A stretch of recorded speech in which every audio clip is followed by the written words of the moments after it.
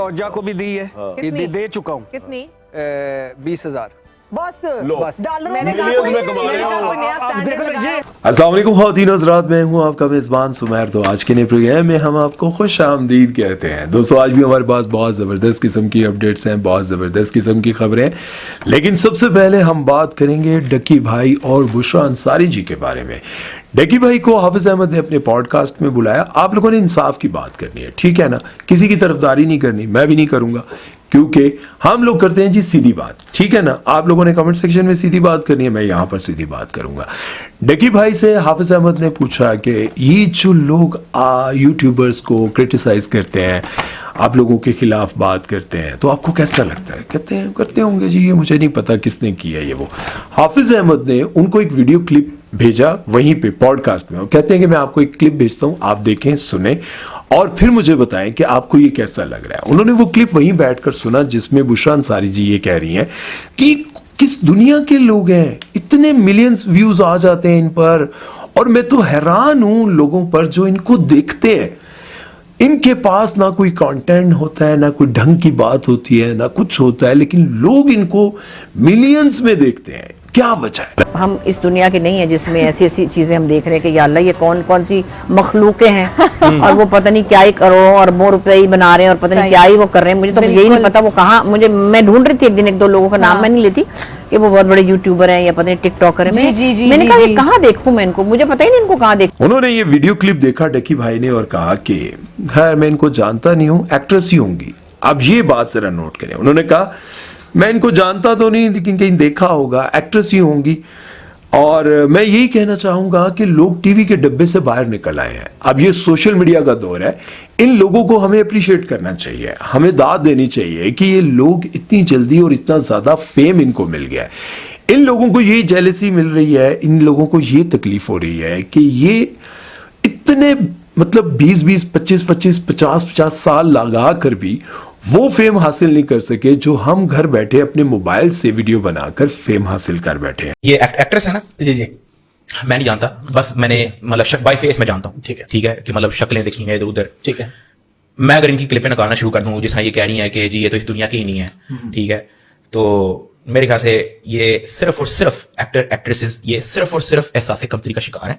आप सिर्फ और सिर्फ डायरेक्टर की इशारों पे नाच रहे हो, ठीक है, और डायरेक्टर भी आपको तभी शो दे रहा है जब आप उसके नीचे लग रहे हो। मैं ज्यादा बोलूंगा वो ज्यादा माइंड कर देंगे। अब जाहिर है व्लॉग मोबाइल पर बनते हैं, मोबाइल पर ही एडिट हो जाते हैं, और मतलब ना आपको किसी प्रोड्यूसर के जाकर बातें सुननी पड़ती हैं, ना किसी प्रोड्यूसर की आपको कोई डांट खानी पड़ती है। अपने मर्जी से उठते हैं, अपनी मर्जी से काम करते हैं, एडिट करते हैं, लगाते हैं, और फिर लाखों नहीं करोड़ों लोग आपको देखते हैं, और साथ में आप करोड़ों रुपया कमाते भी हैं।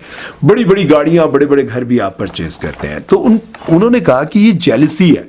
अब जेलसी किस तरह से, जिस तरह से आप लोगों ने देखा था पिछले दिनों, फहद मुस्तफ़ा ने भी कहा था, आप सभी को पता था क्या कहा था, कि ये अपनी फैमिलीज दिखाकर, अब उनको ये बात करनी नहीं चाहिए थी, क्योंकि वो जो शो करते हैं और जिस शो में आपको पता है बहुत सारे ऐसे गैरतमंद लोग भी बैठे होते हैं जो कहते हैं मेरी बहन बेटी की तरफ देखा ना मैं कत्ल कर दूंगा, मार के रख दूंगा, ठीक है, लेकिन दूसरी तरफ वही फहद मुस्तफ़ा के साथ बैठकर मोटरसाइकिल पे मजे से चक्कर काट रही होती हैं, और शोहर भी बैठा हुआ, सारे बैठे होते हैं। तो उस पर शमून अब्बासी ने कहा था कि फहद मुस्तफ़ा है। आज अगर YouTube बंद हो जाए तो आप अपने आप को कहां देखते हैं, लेकिन अगर YouTube बंद भी हो जाए तो फहद मुस्तफ़ा है। अब बात यह है कि टीवी चैनल्स भी बंद हो सकते हैं, सब सारे चैनल्स भी बंद हो सकते हैं, सिर्फ PTV रह सकता है, वो भी बंद हो सकता है। पाकिस्तान में तो कुछ भी हो सकता है, फिर बाकी सब कहां अपने आप को देखते हैं। बहरहाल ये बातें जब हुई तो मुझे लगा कि यार वाकई कहीं ना कहीं उन लोगों को बुरा लगता होगा कि यार हमने इतने साल लगाए हैं। और मजे की बात बताऊं, बुशरा अंसारी जी खुद भी रोजाना यूट्यूब पर आई होती हैं, इंस्टा पर एक हल्की सी पोस्ट लगाती हैं, कहती हैं कि मैं ये खा रही हूँ, क्या खा रही हूँ, जाके देखो यूट्यूब पर, तुम्हें पता चले कि मैं जवान क्यों हूँ, मैं क्यों यंग रहती हूँ। और फिर बंदे जाते हैं वहां पर, देखते हैं उनके हस्बैंड जो है इकबाल भाई, वो भी अपना यूट्यूब चैनल चला रहे हैं, वो भी जाहिर है सभी लोग यूट्यूब पर आते हैं। क्यों? यूट्यूब से पैसे मिलते हैं भाई, जो अपना कंटेंट बनाता है। बहरहाल क्रिटिसाइज करना और गलत चीज पर क्रिटिसाइज करना वो सही नहीं है। इस बारे में आप लोगों की क्या राय है, कमेंट सेक्शन में जरूर बताइएगा। चलते हैं नेक्स्ट खबर की तरफ, वो बात करते हैं राबिया अनम के बारे में। राबिया अनम को आप लोगों ने देखा पिछले दिनों दानिश तैमूर के साथ। ये राबिया अनम एक बार बहुत बड़ी कंट्रोवर्सी में फंसी थी और वो कंट्रोवर्सी लोगों ने कहा कि इन्होंने जानबूझकर क्रिएट की है। राबिया अनम को अभी रिसेंटली एक पॉडकास्ट में बुलाया गया और उनसे पूछा कि एक दफ़ा आप निदा यासिर के प्रोग्राम में आई थी और वहां पर आपने शो में आकर कहा कि इस शख्स के साथ मैं बैठकर प्रोग्राम करना पसंद नहीं करती, तो वो क्या मामला हुआ था? तो उन्होंने कहा कि वो मामला क्या था पहले आप सुन लें, गौर कर लें। मोहसिन अब्बास हैदर को तो आप सभी जानते हैं। मोहसिन अब्बास हैदर और उनकी वाइफ के दरमियान लड़ाई हुई थी। मोहसिन अब्बास हैदर की एक्स वाइफ ने तस्वीरें लगाई थी कि मोहसिन अब्बास ना तो मुझे खर्चा देता है, मुझे मारता भी है, मुझ पर तशद्दुद भी करता है और उसके बाद जो है ये किसी और के साथ चक्कर भी चलाता है। अब जब ये सोशल मीडिया पर तस्वीरें और वीडियोस लगी तो उसके बाद क्या हुआ? मोहसिन अब्बास को हर जगह से काम मिलना खत्म हो गया। मुज़ाकरात जैसे बड़े बड़े शोज और चीजें सब इनके हाथ से चली गई। बड़ी बड़ी फिल्में ये कर रहे थे, खत्म हो गई। इनको डीजे के तौर पर रखा गया था, खत्म हो गया। इनकी गुलकारी खत्म हो गई, इनका कैरियर खत्म हो गया, क्योंकि इंडस्ट्री के सभी लोगों ने इनके खिलाफ कैंपेन चलाना शुरू कर दी कि ये जालिम है। ये नहीं देखा कि वो सच है, झूठ है, क्या है, जो कुछ भी है, बस मोहसिन अब्बास का कैरियर खत्म करना है। उसके बाद क्या हुआ कि मोहसिन अब्बास को बहुत अरसे के बाद निदा यासिर ने अपने प्रोग्राम में बुलाया और साथ में राबिया अनम को भी बुला लिया। अब राबिया अनम ये कहती हैं पॉडकास्ट में कि मुझे जब बुलाया गया तो मैंने पूछा कि कौन है, और उन्होंने कहा जी कि फिजा अली हैं और जवेरिया सऊद हैं। तो मैंने कहा मजेदार लोग हैं, इनके साथ प्रोग्राम करूंगी, अच्छा लगेगा। मेकअप रूम से जब मैं उठकर आ रही थी तो मेरी मैनेजर ने पूछा कि आपके साथ कौन है, दूसरा मेहमान कौन है? तो मैंने कहा कि वो फिजा है और जवेरिया। उन्होंने कहा फिजा तो नजर आ रही है लेकिन जवेरिया नहीं आ रही। तो मैंने सोचा कि वो घर से मेकअप करके आ रही होंगी, लेट हो गई होंगी। लेकिन जब मैंने देखा कि मेरे साथ जो है मोहसिन अब्बास हैदर है तो मैंने कहा इसके साथ तो मैं प्रोग्राम नहीं करूंगी, या 1 घंटा ये कर लें, 1 घंटे बाद मैं आ जाऊंगी, इस तरह कर लेते हैं। तो उन्होंने कहा आप अंदर तो जाए, निदा से बात कर लें। जब मैं अंदर गई तो काउंटडाउन शुरू था और फौरन प्रोग्राम लाइव चला गया। तो उस दौरान मैंने ये बात की। उस वक्त लोगों ने ये कहा था कि अगर उन्होंने प्रोग्राम नहीं करना था तो वो मेकअप रूम में मना कर देती, क्योंकि वहां पर उनको पता था कि मोहसिन अब्बास हैदर आए हुए हैं।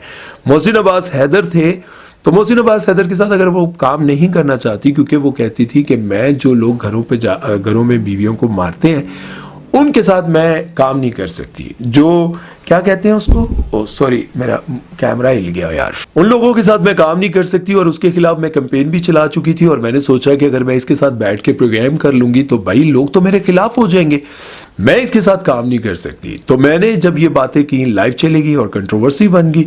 लेकिन सभी ये बात जानते हैं, बहुत सारे लोगों ने वहां पर बताया था कि मोहसिन अब्बास हैदर को इन्होंने मेकअप रूम में देखा था और इनको पहले से ये बात पता थी। अब सच क्या है ये तो राबिया अनम ही जानती है, या फिर मोहसिन अब्बास हैदर जानते हैं, या निदा जानती है। अब ये निदा भी बता सकती हैं, इस पर रिप्लाई कर सकती हैं, और मोहसिन अब्बास हैदर भी बता सकते हैं। लेकिन मेरा ख्याल है मोहसिन अब्बास इस पर बात नहीं करेंगे। चलते नेक्स्ट खबर की तरफ वो बात करते हैं जी इरशाद भट्टी के बारे में। इरशाद भट्टी बहुत सारे लोगों को फंसाने की कोशिश करते हैं अपने इंटरव्यू में। मुफ्ती तारिक मसूद को, तारिक जमील साहब, मौलाना तारिक जमील साहब को, इंजीनियर मोहम्मद अली मिर्जा साहब को, बहुत सारे उलमाए कराम को उन्होंने अपने सवालात में फंसाने की कोशिश की। लेकिन अब ईद के दिन वो खुद फंस गए। उनसे जब ये पूछा गया कि आप माशाल्लाह बहुत पैसे कमाते हैं, वो मैं जरा आपको डिटेल बताऊंगा कि कितने पैसे कमा रहे हैं। उन्होंने कहा आप तो बड़े पैसे कमाते हैं, तो मुझे ये बताएं कि आपने अपनी बीवी को कितनी ईदी दी? उन्होंने कहा कि ईदी मैंने दी है 20,000। अब 20,000 कहने की देर थी कि सामने बैठी थी महर बुखारी और उज़मा बुखारी। उन्होंने इनकी जो है ना वो इनका मजाक उड़ाना शुरू कर दिया कि 20,000 डॉलर्स में आप पैसे कमाते हैं, डॉलर्स में आप पैसे कमाते हैं, तो 20,000 आपने सैलरी ईदी दी है अपनी बीवी को। जोजा को भी दी है, ईदी दे चुका हूँ। कितनी? 20,000 बस बस। डॉलरों मैंने में कहा कोई कोई नहीं, कमा मैंने रहा कहा हूँ। कोई नया अब स्टैंडर्ड देखो लगाया। ये तो काफी देर उनके ऊपर हुटिंग होने के बाद उनको बोलने नहीं दिया गया, और जब वो बोले तो उन्होंने कहा कि 20,000 रियाल दी है। मैं कह रहा हूँ 20,000 रियाल दिए। आप देखें, अब ये कोई आगे तो सुनो, यही तो। अब जरा आप सोचें कि उन्होंने अपने आप को बचाने की कोशिश की है। 20,000 रियाल बनते कितने हैं? तकरीबन मेरा ख्याल है 15 लाख रुपए बनते हैं। अब 20,000 रियाल यानी कि 15 लाख रुपए उन्होंने ईदी दे दी है, तो हो नहीं सकता। और उन्होंने अपने आप को यकीनन उन्होंने अपने आप को बचाने की कोशिश की है, क्योंकि जाहिर है कमाते वो डॉलर्स में है, दे उन्होंने रियाल्स दी है। अब सोचने की बात है ना, देखें डॉलर में बंदा कमाता तो डॉलर्स ही देता है, रियाल कैसे दे दिए? पाकिस्तान में रहते हुए 20,000 रियाल समझ से बाहर है। बहरहाल अब मैं आपको बताता हूं कि उन्होंने पैसे कितने कमाए। उन्होंने पहला इंटरव्यू किया मौलाना तारिक जमील साहब का, ठीक है, वो 1.5 घंटे का था, 1 घंटा और 30 मिनट का था, ठीक है, और उस पर व्यूज आए 2.3 मिलियन। और मुरु इस बारे में कहता है, मुरु कहता है कि अगर 1 घंटे का पॉडकास्ट है और उस पर 1 मिलियन व्यूज आ गए हैं तो $4,000 बन जाते हैं, ठीक है। तो 2.3 मिलियन व्यूज थे, $4,000 $8,000 हो गए, ठीक है। 8,000 बने नहीं होंगे, या बने या नहीं बने, ज्यादा बने होंगे क्योंकि इसमें से बहुत सारे पीसेस उन्होंने काट के लगाए और उस पर भी लाखों में व्यूज थे। खैर, मुरु कहते हैं कि तकरीबन 1 मिलियन 1 घंटे का पॉडकास्ट तो $4,000 बनते हैं, ठीक है। उसके बाद उन्होंने किया मुफ्ती तारिक मसूद साहब का, वो भी बड़ा कड़क किस्म का, और उनको सवालों में फंसाने की कोशिश की, और वो उनका इंटरव्यू भी काफी पॉडकास्ट वायरल हुआ और उस पर व्यूज आए 2.2 मिलियन। और ये जो पॉडकास्ट था वो 2.5 घंटे का था, 2.5 घंटे का, तो आप अंदाजा लगाएं कितने पैसे बने होंगे। उसके बाद इन्होंने पॉडकास्ट किया इंजीनियर मोहम्मद अली मिर्जा का, जिस पर 2.3 मिलियन व्यूज थे और ये भी 2.5 घंटे का था। उसके बाद इन्होंने मुफ्ती हनीफ साहब का किया और इस पर भी तकरीबन 1.1 मिलियन व्यूज थे और ये भी 2 घंटे और 15 मिनट का पॉडकास्ट था। अब आप अंदाजा लगा लें, मैंने आपको सिर्फ ये बताया कि 1 घंटे का अगर पॉडकास्ट हो तो व्यूज आते हैं $4,000 बनते हैं, अगर 1 मिलियन व्यूज आ जाए तो भाई अब अंदाजा लगा लें कि उन्होंने कितने पैसे कमाए और क्यों उज़मा बुखारी और मेहर बुखारी उनको कह रही थी कि डॉलर्स में आप पैसे कमाते हैं और आप इतने कंजूस हैं। बहरहाल ये थी आज की सारी खबरें। आप लोगों ने बताना है कि 20,000 ईदी ठीक थी, दूसरा आपने डकी भाई ने जो बात की वो ठीक थी, या फिर बुशरा अंसारी जी ने जो बात की वो ठीक थी, और उसके साथ राबिया आनम ने जो किया था मोहसिन अब्बास हैदर के साथ वो ठीक था या नहीं था, ये आप लोगों ने कमेंट सेक्शन में ज़रूर बताना है। अपना बहुत सारा ख्याल रखना है और दुआ में याद रखना है। सुबैर चौधरी को दीजिए इजाज़त, अल्लाह हाफ़िज़।